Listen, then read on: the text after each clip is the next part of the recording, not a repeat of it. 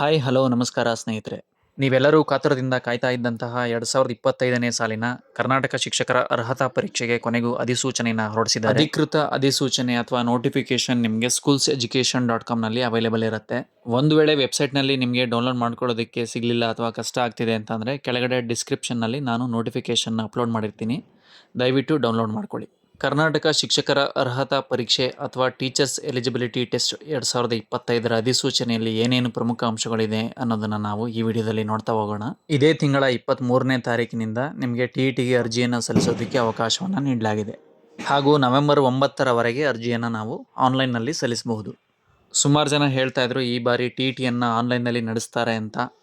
ಆದರೆ official notification ಪ್ರಕಾರ ಅವರೇ ಮೆನ್ಷನ್ ಮಾಡಿರೋ ಹಾಗೆ ಪರೀಕ್ಷೆ ನಡೆಯೋದು ಆಫ್ಲೈನ್. ನವೆಂಬರ್ 9ನೇ ತಾರೀಕು ನಿಮಗೆ ಅರ್ಜಿಯನ್ನು ಸಲ್ಲಿಸೋದಕ್ಕೆ ಕೊನೆಯ ದಿನಾಂಕ ಆಗಿರುತ್ತೆ. ಅದಾದ ನಂತರ ನಿಮಗೆ ಕರೆಕ್ಟಾಗಿ ಪರೀಕ್ಷೆಗೆ ಸಿಗುವಂಥ ಸಮಯ 28ರಿಂದ 29 ದಿನಗಳು ಮಾತ್ರ. ಯಾಕೆಂದರೆ ಡಿಸೆಂಬರ್ 7ನೇ ತಾರೀಕು ಭಾನುವಾರ 2 ಪತ್ರಿಕೆಗಳ ಪರೀಕ್ಷೆಗಳನ್ನು ನಡೆಸಲಾಗುತ್ತೆ. ಮೊದಲ ಪತ್ರಿಕೆಯ ಪರೀಕ್ಷೆ ಬೆಳಗ್ಗೆ ಇದ್ರೆ ಎರಡನೇ ಪತ್ರಿಕೆಯ ಪರೀಕ್ಷೆ ಮಧ್ಯಾಹ್ನ ಇರುತ್ತೆ. NCTE ಅಂದ್ರೆ ರಾಷ್ಟ್ರೀಯ ಶಿಕ್ಷಕರ ಪರಿಷತ್ತು ಇವರು ರೂಪಿಸಿರುವಂತಹ ಮಾರ್ಗಸೂಚಿಗೆ ಅನುಗುಣವಾಗಿ ಶಿಕ್ಷಕರ ನೇಮಕಾತಿಗೆ ಮೊದಲು ಶಿಕ್ಷಕರ ಅರ್ಹತಾ ಪರೀಕ್ಷೆಯನ್ನ ಪಾಸ್ ಮಾಡೋದು ಕಡ್ಡಾಯವಾಗಿರುತ್ತದೆ. ಇನ್ನು ಅಪ್ಲಿಕೇಶನ್ ವಿಚಾರಕ್ಕೆ ಬಂದರೆ ಆನ್ಲೈನ್ನಲ್ಲಿ ಮಾತ್ರ ಅರ್ಜಿಯನ್ನು ಸಲ್ಲಿಸೋದಕ್ಕೆ ಅವಕಾಶ ಇದೆ.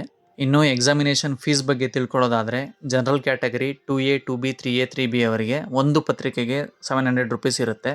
ಅದೇ ರೀತಿ ಪರಿಶಿಷ್ಟ ಜಾತಿ ಪರಿಶಿಷ್ಟ ವರ್ಗ ಪ್ರವರ್ಗ 1 ಇವರಿಗೆ 350 ರೂಪೀಸ್ ಇರುತ್ತೆ. ಎರಡೂ ಪತ್ರಿಕೆಗಳಿಗೆ ಒಟ್ಟಿಗೆ ಅಪ್ಲಿಕೇಶನ್ ಹಾಕ್ತೀನಿ ಅನ್ನೋದಾದರೆ general 2A 2B 3A 3B ಅವರಿಗೆ 1000 ರೂಪೀಸ್ ಇರ್ತದೆ.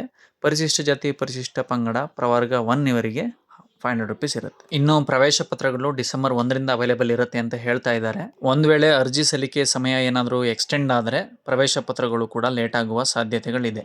ಹಾಗೆ ನೀವು ಅಪ್ಲಿಕೇಶನ್ ಹಾಕುವಂಥ ಸಂದರ್ಭದಲ್ಲಿ ರೀಸೆಂಟ್ ಪಾಸ್ಪೋರ್ಟ್ ಸೈಜ್ ಫೋಟೋವನ್ನು ಬಳಕೆ ಮಾಡಿ. ಒಂದ್ಸಾರಿ ಪ್ರವೇಶ ಪತ್ರ ನಿಮಗೆ ಜನರೇಟ್ ಆದಮೇಲೆ ಯಾವುದೇ ರೀತಿ ತಿದ್ದುಪಡಿಗಳಿಗೆ ಅವಕಾಶ ಇರೋದಿಲ್ಲ.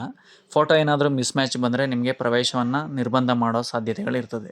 ಅವರೇ ನೋಟಿಫಿಕೇಶನ್ನಲ್ಲಿ ತಿಳಿಸಿರೋ ಪ್ರಕಾರ ಡಿಸೆಂಬರ್ 7ನೇ ತಾರೀಕು ನಿಮಗೆ 2 ಪತ್ರಿಕೆಗಳ ಪರೀಕ್ಷೆಗಳು ನಡೀತವೆ.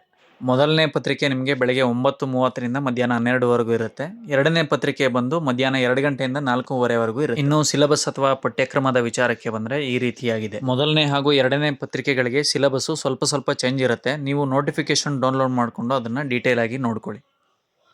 ನೀವು ಯಾವ ಲ್ಯಾಂಗ್ವೇಜ್ನಲ್ಲಿ ಪರೀಕ್ಷೆ ಬರೀಬೇಕು ಅಂತ ಅಂದ್ಕೊಂಡಿರ್ತೀರೋ ಆ ಲ್ಯಾಂಗ್ವೇಜನ್ನು ನೀವು ಅರ್ಜಿ ಸಲ್ಲಿಸಬೇಕಾದ್ರೇ ಸೆಲೆಕ್ಟ್ ಮಾಡಿರಬೇಕು. ಕನ್ನಡ, ಇಂಗ್ಲಿಷ್, ಉರ್ದು, ತಮಿಳು, ತೆಲುಗು, ಹಿಂದಿ ಹಾಗೂ ಮರಾಠಿ ಮಾಧ್ಯಮಗಳಲ್ಲಿ ಪರೀಕ್ಷೆಗಳನ್ನ ಬರೀಬಹುದು. ನಾನು ಆಗಲೇ ಹೇಳಿದಂತೆ ಪರೀಕ್ಷೆಯ ಸಂಕ್ಷಿಪ್ತ ಮಾಹಿತಿ ಇಲ್ಲಿದೆ ನೋಡಿ. ಆ್ಯಂಡ್ ನೀವು ಅಪ್ಲಿಕೇಶನ್ ಹಾಕಬೇಕಾದ್ರೆ ಪರೀಕ್ಷಾ ಕೇಂದ್ರಗಳನ್ನು ಅಲ್ಲೇ ಸೆಲೆಕ್ಟ್ ಮಾಡ್ಕೊಳ್ಬೇಕು. ನಿಮ್ಮ ಊರುಗಳಿಗೆ ಹತ್ರ ಇರುವಂಥ ಸೆಂಟರ್ಗಳನ್ನ ನೀವು ಆಯ್ಕೆ ಮಾಡ್ಕೊಳ್ಬಹುದು. ಇನ್ನು ಕೊನೆಯದಾಗಿ ಪರೀಕ್ಷೆಗೆ ಏನೇನು ತೆಗೆದುಕೊಂಡು ಹೋಗಬೇಕು ಅಂದರೆ ಫೋಟೋ ಇರುವಂಥ ಒಂದು ಐಡೆಂಟಿಟಿ ಕಾರ್ಡು ಆ್ಯಂಡ್ ಪ್ರವೇಶ ಪತ್ರ ಜೊತೆಗೆ ಪೆನ್ನು, ಕಪ್ಪು ಬಾಲ್ ಪಾಯಿಂಟ್ ಅಥವಾ ನೀಲಿ ಬಾಲ್ ಪಾಯಿಂಟ್ ಪೆನ್. ಮಾಹಿತಿ ಇಷ್ಟ ಆಗಿದ್ರೆ ನನ್ನ ಪ್ರಯತ್ನಕ್ಕೆ ಒಂದು ಲೈಕ್ ಕೊಡಿ, ಶೇರ್ ಮಾಡಿ ಹಾಗೂ ಏನಾದರೂ ಡೌಟ್ ಇದ್ದರೆ ಕೆಳಗಡೆ ಕಮೆಂಟ್ ಮಾಡಿ ಉತ್ತರಿಸುವ ಪ್ರಯತ್ನ ಮಾಡ್ತೀನಿ. Thank you. ಆ್ಯಂಡ್ ಪರೀಕ್ಷೆ ಬರೆಯುವಂಥ ಎಲ್ಲ ಅಭ್ಯರ್ಥಿಗಳಿಗೂ ಕೂಡ ಆಲ್ ದಿ ಬೆಸ್ಟ್.